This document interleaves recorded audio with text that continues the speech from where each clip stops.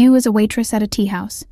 That fateful day, she's blessed with a particularly shitty clientele. They range from the governor's son and his guards to spoiled and entitled men in the village. She's so angry at them, but holds back because of her boss. While she's fighting this, the magistrate talks down on a worker pleading to keep his job. The man pays the magistrate all he has, but he just throws his money back at him. Jin wants to defend the man, but he's stopped by a villager who warns him that the magistrate's guards are of the highest ranks. Back in the tea house, Mugen steps in. He offers to fight off the jerks for 50 dumplings, but Fu can't afford it. As she heads back, she mistakenly pours some tea on the governor's son. The spoiled brat then threatens to cut off her fingers, but as they hold her down, she offers Mugen 100 dumplings to save her. Immediately, he gets on his feet and challenges the guards. Same goes for Jin back in town square.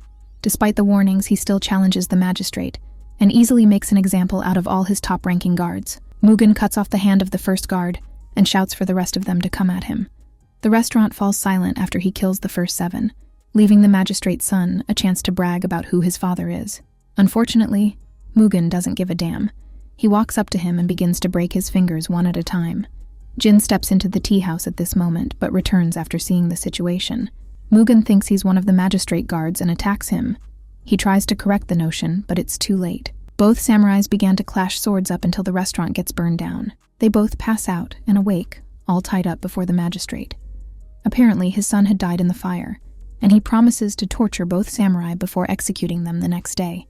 Fu tracks them down to the prison and manipulates her way in.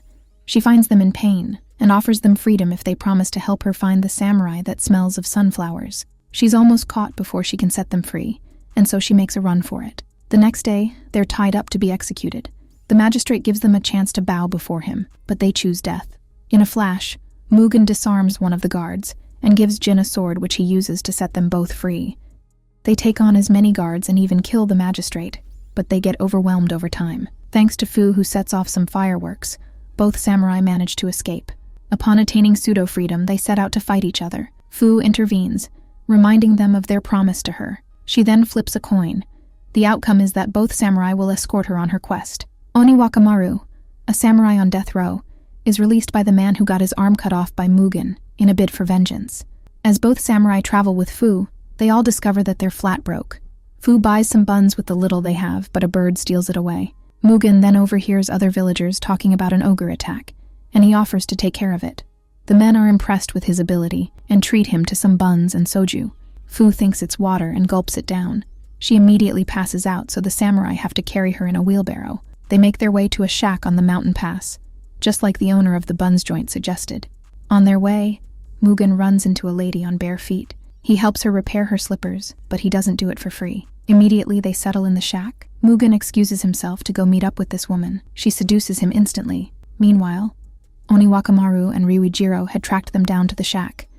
They kidnap Fu, but don't get far before Kanto soldiers stop Ryujiro for crimes of arson and murder. He sends Oniwaka after them, killing them off swiftly. Fu had already woken up. She's scared of Oniwaka, but he tells her not to be, explaining his version of events and how people mistake Jin for a monster. On the flip side, Mugen almost gets poisoned by the lady when she kisses him with mushroom poison in her mouth. He quickly spits it out before she confesses that Ryujiro hired her. Mugen then makes his way back to the shack after hearing that Fu may be in danger. After soaking in the hot spring with a stranger, Jin escorts the man because he promises him a shortcut. Things change when they reach a bamboo forest. The man reveals himself to be an assassin, but Jin already knew this. They clash swords, with no swordsman being better than the next. This goes on as they run around the forest fighting. Everywhere gets dizzy for Mugen as the poison begins to take effect. Oniwaka uses this yardstick to attack Mugen first, but he dodges it just in time. Ryujiro waterboards Mugen after finding out he doesn't even remember cutting off his arm. Fu tries to save him, but Ryujiro easily stops her. He almost cuts off her neck when Oniwaka strangles him on the spot. Mugen uses this window to stab Oniwaka in the chest. He doesn't retaliate only because Fu had told him not to. Seeing that Ryujiro is dead, the assassin quits chasing after Jin, promising that they'll surely meet again. Oniwaka and Fu share his last moments together, and all he is grateful that someone wasn't afraid of him in the end. Mugen and Jin are still trying to kill each other, and Fu doesn't understand why. After much contemplation, both samurai decides to abandon Fu, despite their promise. Yakuza swordsmen called the Nagatomi gang are having a lavish breakfast when Mugen steps into their midst and joins them without being invited. They get angry and try attacking him, but he's more skilled than all of them. Their boss ends up breaking up the fight, offering to treat Mugen to something tastier. He takes him down to a fixed game where Mugen witnesses only a certain group lose all their money. The Yakuza come to collect from one of their debtors, but he has no money. They then ask for his daughter in place of the debt. Somehow, Jin ends up in the same restaurant where Mugen had made a ruckus. The shopkeeper notices he's broke and tells him that the town could use a sword for hire in this Yakuza smitten time. The debtor approaches the Kawara group for help, but they say they can't give it without proof of the game being fixed. Meanwhile, Mugen enjoys Nagatomi benefits, but turns down their leader's offer for him to join them. The shopkeeper blesses Jin with a free meal after their conversation. As he's eating, a group of Nagatomi samurai step into the restaurant. Saosuke, the debtor's son, barges in and challenges the gang members he sees there, telling them to return his sister. His attacks are pointless, and the gangsters mess with him in Jin's presence. Jin makes a mockery out of the gangsters while auditioning to be a bodyguard too. They return the IOU to Saosuke out of fear for Jin. After telling their boss the news, Mugen offers to handle the issue, but Nagatomi's top bodyguard doesn't feel like sharing the spotlight. He attacks Mugen, even tries to cheat his way to winning, but their boss stops them. View had paid her last dime to a seer to know where Jin and Mugen are. She only gets a warning to avoid vases. Right on cue, Fu bumps into a stranger and breaks his vase. He asks her to pay, and when she can't, she gets taken to a brothel to work it off. Unfortunately, Saosuke's sister too gets taken to the brothel to work off her debt. Saosuke cries to the Kawara group, but they rebuke him, leaving him no choice but to sneak into the brothel with Jin's help. Fu meets Osuzu, Saosuke's sister, and tries to uplift her spirit. Later that night, Nagatomi sets a trap using Osuzu as bait, and Mugen is impatient to fight the rumored bodyguard.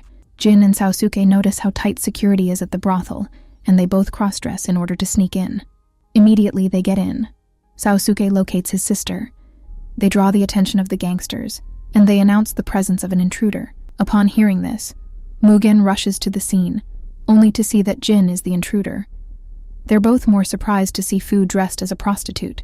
Both samurai resume their attempts at each other's lives. If you made it this far in the video, comment the next anime you would like to see. Thank you for watching. Please like and subscribe. We'll see you next time.